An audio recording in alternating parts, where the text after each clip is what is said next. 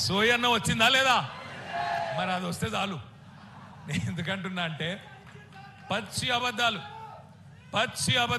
నువ్వు ఆగుతాను జర్రది. నేను ఈడ ఒర్రి నువ్వు ఆడవరితే ఎవరికి పడుతుంది? ఆగురా అయ్యా, ఇప్పుడు నీకు దండం పెడతా, నీకు ఆగురా తమ్మ. ఈ కోపమంతా ఎలక్షన్లో చూపెట్టాలి, గిడ నా మీద చూపెడితే వస్తుంది.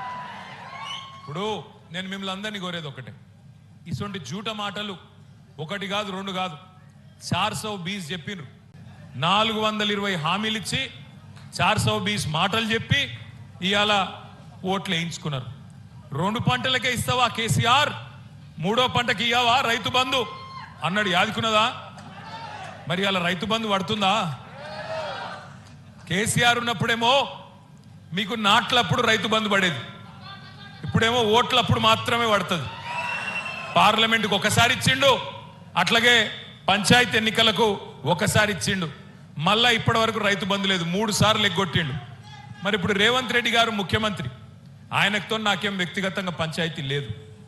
ఆయననే అన్నాడు కదా, కేసీఆర్ అంటున్నాడు మేము కాంగ్రెస్ వస్తే రైతు బంధు బంద్ అవుతుంది అంటున్నాడు, మాకేమన్నా దిమాకు లేదా, మేమేమన్నా దివానాగల్లమా అన్నాడా లేదా? మరి అడగాలనా లేదా ముఖ్యమంత్రి గారిని? 3 సార్లు రైతు బంధే కొట్టినోని ఏమనాలా?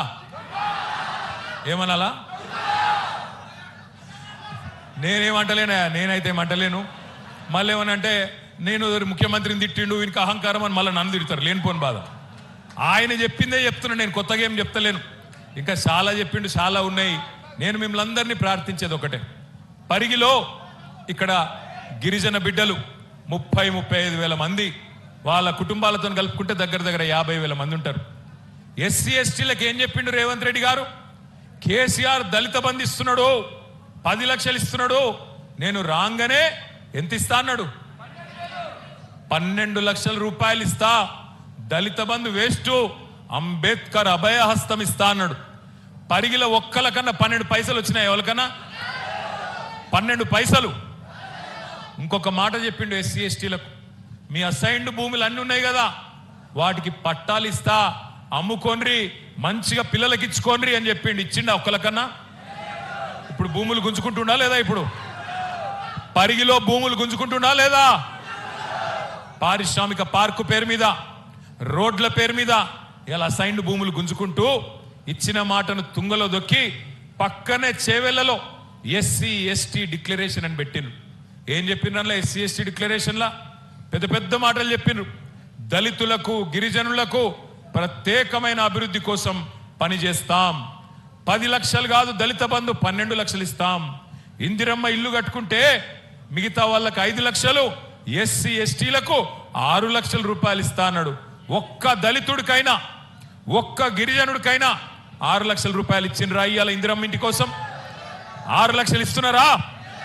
ఎస్సీ ఎస్టీలకు ఇచ్చిన హామీని అట్లా తుంగలో దొక్కినారు. అట్లాగే అసైన్డ్ భూములకు పట్టా ఇస్తాం, 100 రోజుల్లోనే ఇస్తామని చెప్పి మాట ఇచ్చినారు. ఇవన్నీ మాత్రమే కాదు, ఇంకొక ముఖ్యమైన మాట చెప్పిన, ఎస్సీలకు 18%, ఎస్టీలకు 12%, 30% ప్రభుత్వ కాంట్రాక్టులలో, మీకు ప్రభుత్వ కాంట్రాక్టులలో కూడా 30% ఎస్సీ ఎస్టీలకు, బీసీలకు 42% ప్రభుత్వ కాంట్రాక్టులలో మీకే వర్కులు ఇస్తా, మీకే కాంట్రాక్టులు ఇస్తా అన్నాడు. 72% ఇస్తా అన్నాడు. పక్కకే కొడంగల్ ఉంది.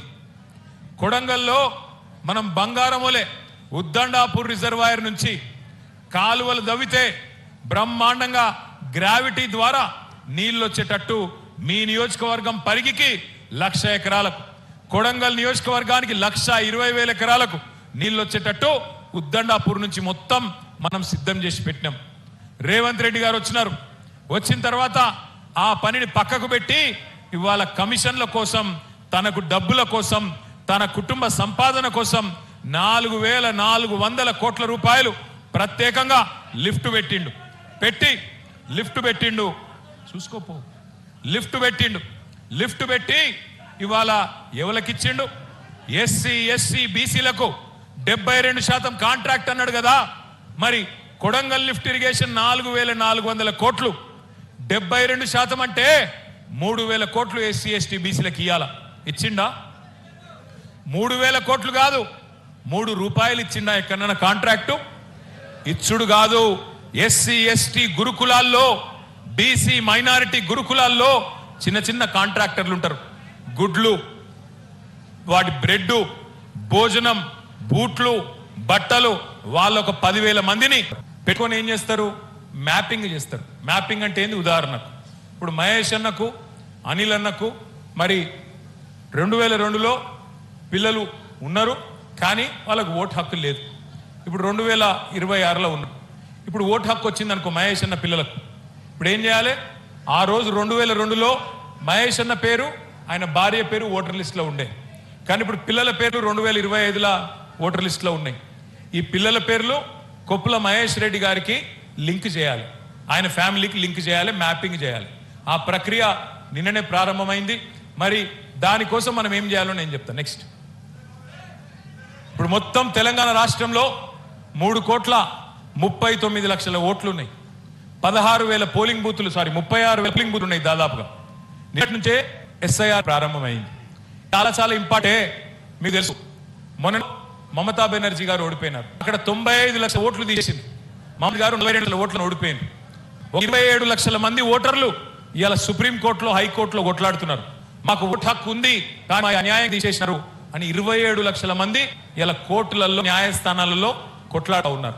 మనం అప్రమత్తంగా లేకపోతే మనం అధికారంలో లేము, కేంద్రంలో మనం అధికారంలో లేము. కాబట్టి మరి ఈ 2 పార్టీలు కూడా ఏమన్నా కిందమే చేస్తాయా, మన ఓట్లని మన గల్లంతు చేస్తాయా? తమిళనాడులో, బీహార్లో, పైన పశ్చిమ బెంగాల్ చేసినట్టు తెలంగాణలో కూడా ఏమన్నా ఓట్లను అనేది ఒక అనుమానం ప్రజల్లో ఉంది. అందుకే ఇప్పుడు జాగ్రత్త ఉండవలసిన మన మీద ఉన్నది. మరి ఎస్ఐఆర్ ఎప్పటి నుంచి అంటే నిన్నటి నుంచి స్టార్ట్ అయింది, జూలై 24 దాకా. అంటే పాటు ఎస్ఐఆర్ అంటే ఏంది? ఇంటి ఆఫీసర్లు, బూత్ లెవెల్ ఆఫీసర్, మీ అంగన్వాడీ టీచర్ ఉన్నారు, అంగన్వాడీ టీచరు మీరు కలిసి ఇంటింటికి తిరగాల్సింది. మొత్తం ఆ బూత్ లో 300 నుంచి 350 కుటుంబాలు ఉంటాయి. మీరు నెల రోజుల్లో 300 నుంచి 350 కుటుంబాలను కవర్ చేయాలి. రోజుకు 50 ఓట్లు మాత్రమే కవర్ చేయాలి. 1వ నంబర్ నుంచి 50వ నంబర్ దాకా మొదటి రోజు, 50 నుంచి 100 దాకా రెండో రోజు, అట్లా 1000 ఓట్లను నెల రోజుల్లో కవర్ చేయాలి. మరి పోయినప్పుడు ఏం చేస్తాం? మొత్తం నెల రోజుల్లో ఇంటింటి సందర్శన ముగిసిపోతుంది. తర్వాత 31 జూలై నాడు, వచ్చే నెలల లాస్ట్ డేట్కు లిస్టు పెడతారు మీ బూత్లో. ఇగో ఇది మీ ఊర్లో తీసేసిన ఓట్లు, ఇది మీ ఊళ్ళో చేర్పించిన ఓట్లు అని చెప్పి లిస్టు పెడతారు.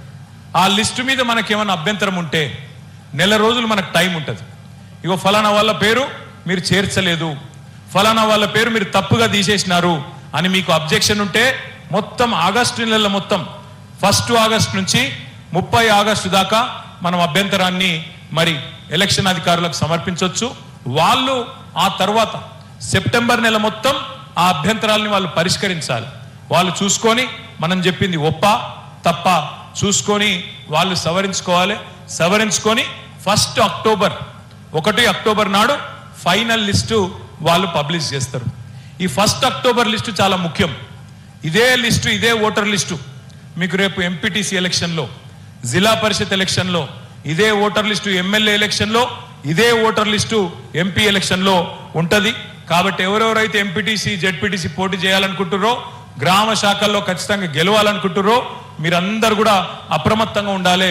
దయచేసి ఒక్కొక్క ఓటుని జాగ్రత్తగా చూసుకోవాలని నేను కోరుతా ఉన్నాను. నెక్స్ట్, సో మరి ఏం చేయాలి? బిఎల్ఏ ఏం చేయాలి? Booth level agent. ఇక్కడ బూత్ లెవెల్ ఏజెంట్లు ఉన్నారా? 305 బూతులు ఉన్నాయి. ఒకసారి ఏజెంట్లు అందరు చేయలేవట్టాలి. Only agents, booth level agents. మీ అందరికి ఆ పుస్తకం ఇచ్చిండ్రా? హ్యాండ్ బుక్ ఇచ్చిన ఒకసారి చూపెట్టండి. ఇచ్చినుంటే చూపెట్టండి.